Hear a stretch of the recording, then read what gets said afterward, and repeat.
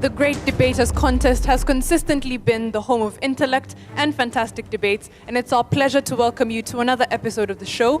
This is the Nairobi region. I am Mariam Bishar. And I am Austin Yumbok. The motion today is adolescents should be provided with contraceptives to curb teenage pregnancies. We have a very hot topic, you can tell by the audience. We have Ngara girls versus our host, Starehe Boys Center. Mariam, too hot to handle? Touchy topic, but we'll let the debaters handle it. Proposal number 1, you have 3 minutes. Nakuomba Nerea, usitoe mimba yangu we. Mungu akileta mtoto, analeta sani yake, leta nitamlea. Usitoe mimba yangu we. Mungu akileta mtoto, analeta sani yake. Now, I know Starehe is going to try and move us with their intellectualism. I am going to try and move your heart. Now, this is just a very funny motion. You see, how when Nerea was being sung by Sauti Sol, what they were thinking about is the street children who, you're asking why I came with this bag, I saw your eyes. It's because some of these kids, this is all they ever own. Maybe I should turn around. That is all they ever own. And some of them, it's not even their fault. It's because their parents just decided a wrong fate for them.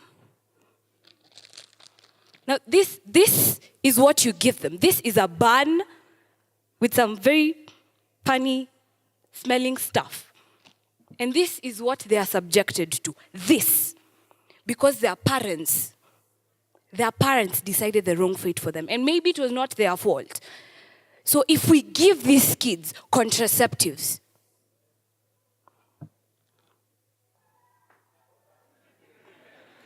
if we give those kids if we give their parents contraceptives, teenagers who have no idea where their children are going to eat from, that is going to be evaded. And so that is why we, as Ngara girls, I, as Lea Salame, are saying that we need to give these kids, the teenagers, us, we need to be given contraceptives. Lea Salame spoke, and now she's sitting down. Starehe, you have 3 minutes for your opening statement. Thank you very much. My name is Steven Mkoko, Starehe Boys Center. Now, Mkoko means a man who defends the truth. I'm doing exactly that. What is a condom? A contraceptive. Thank you very much. A contraceptive is a drug such as the morning after pill, or a device such as a condom, or a practice that is used to prevent a woman from becoming pregnant. One thing you need to understand, that teenage ranges between 13 and 19. A group of people who are not responsible enough. Metals are very strong, indeed very strong. Concrete is also very strong, but the walls of conscience are stronger. It's very clear that oral contraceptive pills have side effects. These are things that can be avoided. Why should you take something and at the end of it all suffer because of their side effects? And examples of side effects that we have are headaches, intermenstrual spotting, we have weight gain, we have vaginal discharge, and breast tenderness. All this can be avoided if only we take initiative and make young people understand that premarital sex is not important. Now, encouraging sex is very risky. Let us take the case of chicken. They do sex everywhere, just anytime they feel like. Now,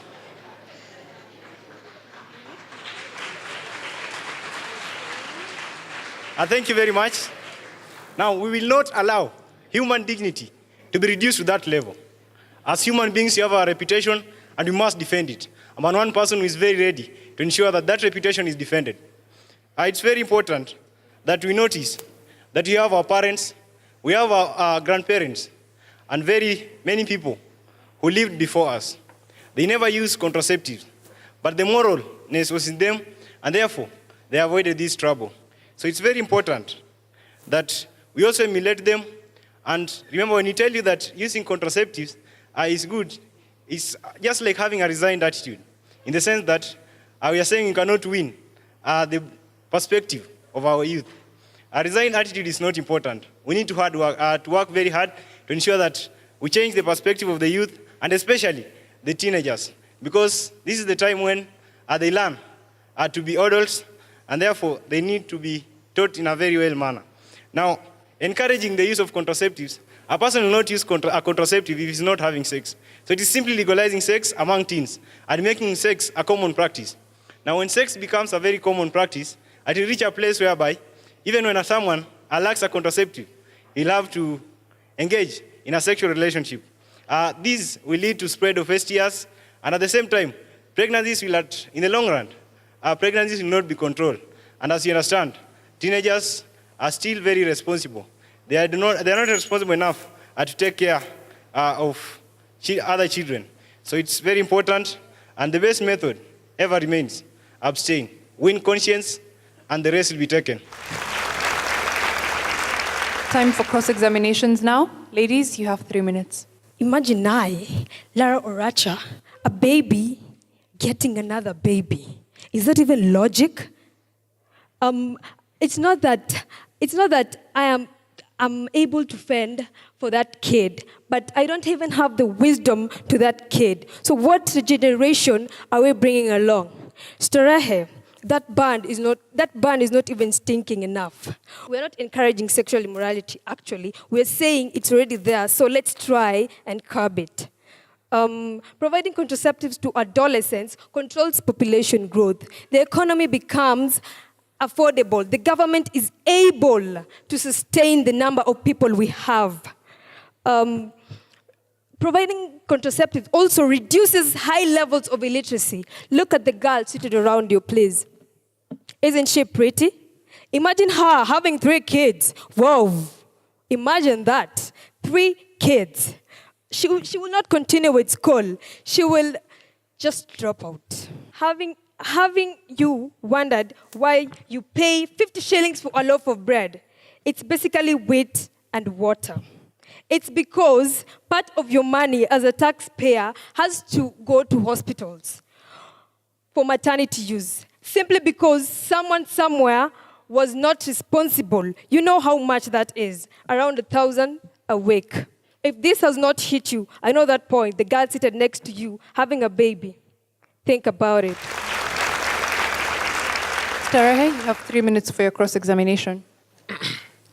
When the biblical Moses declared that thou shalt not commit adultery, he was largely protecting husbands from property damage and from spiritual hurt. Well, I am Masolia Desmond from Starehe Boys Center, here to state to you that adolescents should not be provided with contraceptives in order to curb teenage pregnancy. This is because there are, of course, many other methods to curb teenage pregnancy. Well, sex, and more sex. In this society, everything is about sex. Apart from sex itself, sex is about power. I am quoting from Frank J. Underwood, but then Frank Underwood will think twice. Sex, power to a 13-year-old, to an 18-year-old girl, is that sensible? We live in a society where virginity is no longer dignity. Virginity is a missed opportunity. Get a time, we'll have a place. But then, are we being sensible about it? She talked about Nerea. Yes, you should have found out of a way to curb this before Nerea got pregnant. Because after Nerea was pregnant, you will have to feed Nerea. I'll probably return that smelly bun to you because that is all you will have to feed that child.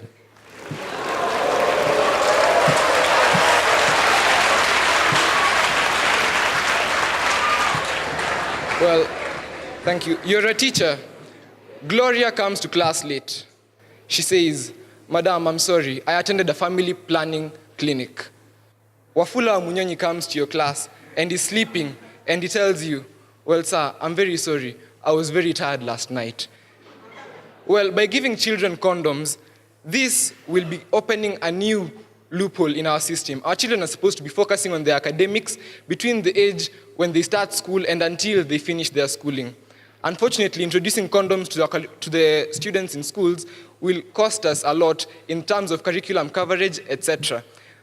Well, this loss of focus is blamed on our parents. We can have our parents educating their children, because training for parents, they should be given this to become approachable adults and mentors to their children. Condoms, who will provide these condoms? Will the teacher buy you condoms? Will you buy yourself condoms? Imagine your father going to the supermarket and asking, I want 3 packets of biscuits, sugar, cocoa, and 12 packets of condoms, a few contraceptives, Femiplan. Is that sensible? It is not. In the case of the government might choose to provide these things free. But then in Kenya, the Kenyan government has a debt of about 2 trillion shillings. And as we look at this case from New York, in 2004 to 2005, in 2004, New York introduced the plan of using condoms in their secondary schools. It cost them $5.4 million. In the next year, as they had encouraged their children into sexual activity, they unfortunately spent 17.3 million shillings on this program. In Kenya today, that is 17.3 billion shillings. That is your money. They claim that bread is now 50 shillings to pay for that. Unfortunately, at that time, bread will be 70 shillings to provide condoms to your children. Thank you.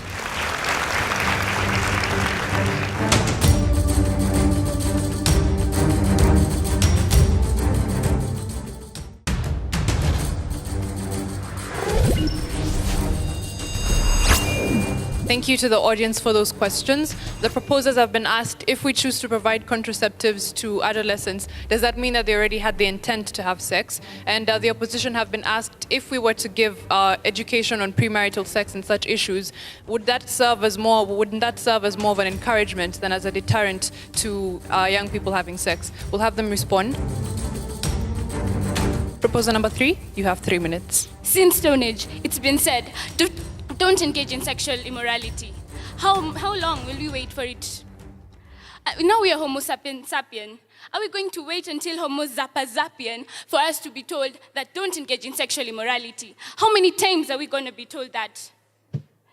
The adolescents now are the future of tomorrow. What will be the tomorrow if the today is ruined? I am Gloria Phyllis. Bear witness with me that abstinence, quote unquote, said all the time, does not work. How many times have we been told to abstain? Abstain from sex. How many times are we going to be told that? Just as the lack of access to contraceptives does not stop the adolescent from engaging in sexual immorality, neither does the ability to obtain contraception means that they will engage in sexual activity. Thank you. Opposition, you have 3 minutes to respond to the audience. Oh my. I finally made it to this stage. I feel like singing Mama I Made It by Casper Nyovest. Teenagers, you relate. Now this song is inspirational to me personally because Casper left school and happens to succeed. I would like to have such a debate on this stage. But today, we brilliantly have the idea to provide contraceptives for teenagers. Yet, we already have a lot of bulk on our hands. If we can debate on such an issue, at this rate, I would start building my staircase to heaven, and soon enough, I would be seated at the right hand of God. So, to my question, first of all, simple. There's a time for everything. A time to laugh, a time to dance, a time to eat, a time to debate. So, when the time comes, you'll be ready. Trust me. So this morning, I happen to be reading for my physics test. So let me just remind my fourth formers, we have a physics test on Tuesday. With every action, there's an equal and opposite reaction. Give them contraceptives. What is the reaction? Trust me, we are going to increase promiscuity in this society. The word is tough to pronounce. I myself have been trying to say the word right here for like the past 30 minutes. Just as hard as it seems, it's hard to curb. Give them contraceptive. Teenagers will have the false sense of having sex is safe. They would not have to hear of any dangers that we've been advised over and over. Our morality will be gone down the drain. Things that my mother, my pastor, my teachers, my friends, TV commercials have taught me over and over again, down the drain. Simply because somebody has a brilliant idea to give teenagers contraceptives. Now, the best contraceptive, you may ask, is hearing a baby's cry, knowing the price of a diaper. I know you might be laughing right now, but I have friends who can relate to this instance. Do you know how much a diaper costs in the supermarket? Do you know how much a packet of condom costs in a supermarket? So right now, my shopping in this school is 2,000 shillings. But let me add the price of a condom in my shopping. At least 3 for each and every function that comes to my school. Wow. At this one of the moments that my father will be telling, son, you don't need that much. I don't want such awkward situations in my life. I don't need them at this point in my life. There's a time for everything. Providing contraceptives is just a sorry excuse for the limited input we have put into our education system. We need to work on our education, take everything that we need to educate this youth of today so that they can use it in future. If I had $1 for every time that somebody will give me a piece of advice on sex, my father, friends, teachers, by now I would stop lying to my friends or trying to argue that Infinix is still an iPhone.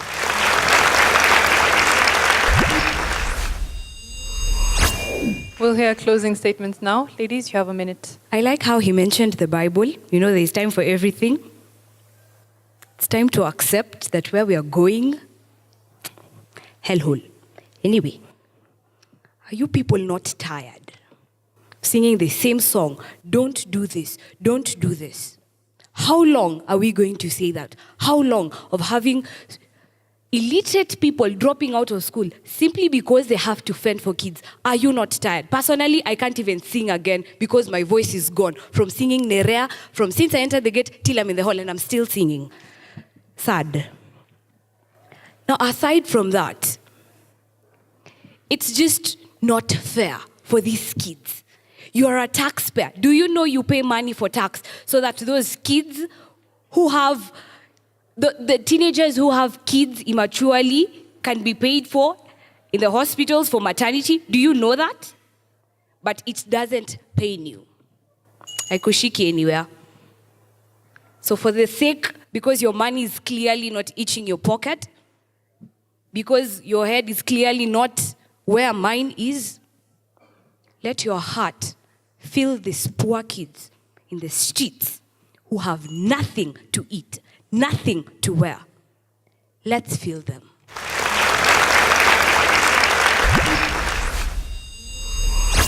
Starehe, you have a minute for your final statement as well. One thing, we always advise to learn from our environment.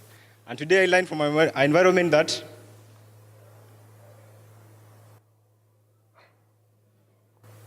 contraceptives are as smelly as their cakes.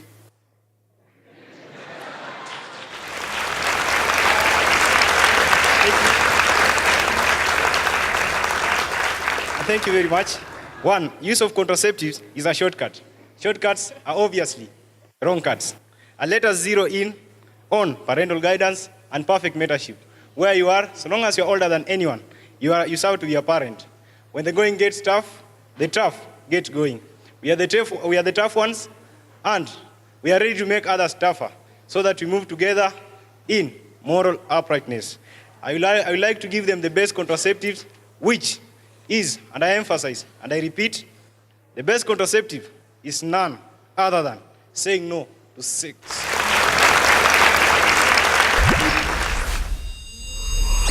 Ngara girls, you have very good speakers. Actually, almost all of you are very powerful speakers. When you took to stage, I know probably we found ourselves on a very tight corner trying to prove that young people actually need to get contraceptives. I know that is a very sticky business and very difficult. So I can actually understand the position of your argument. The only thing that I felt you could have done yourself more service with is, could we have just done more research, given more points? Most of our arguments appear to be short of the 3 minutes given. So most of you would come powerfully on stage, but leave us hanging. Starehe, I felt like Stephen is a storyteller. He likes to tell stories very, very slowly. And I loved his analogy of the chicken. And I loved also the argument that he made that if we give the students contraceptive, we are basically giving up. Then when it came to Desmond, he gave a very strong point. He sounded very bright, and I liked that. Then the last person, Timothy, he brought the issue home very well by saying that it will not be safe. He also brought up the issue of morals for us. What are we meaning when we give our children contraceptives? Thank you. Ngara girls, you're supposed to prove that school adolescents should be provided with contraceptive to curb teenage pregnancy. My first question is, how serious is the problem of teenage pregnancy? You need to engage in what I call qualitative and quantitative analysis. Number one, how many youth or how many teenagers are using contraceptives or are dropping out of school because of sexual-related activities? Number two, how widespread is the problem across the country or even across the continent? Once you establish those as facts, then you go ahead to say, because this problem is widespread, then we need a solution.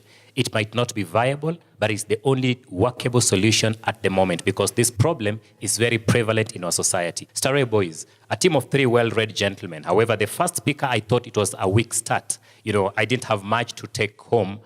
There's an analogy I wish to offer a slightly different opinion about this analogy on chicken and teens. I had a different opinion. I thought it was a bit simplistic. The sexual behavior of chicken and the sexual behavior of human beings might be totally different. And therefore, in as much as it is an analogy, I consider it a weak analogy. It does not have the metaphorical strength. At the end of the day, the audience might not really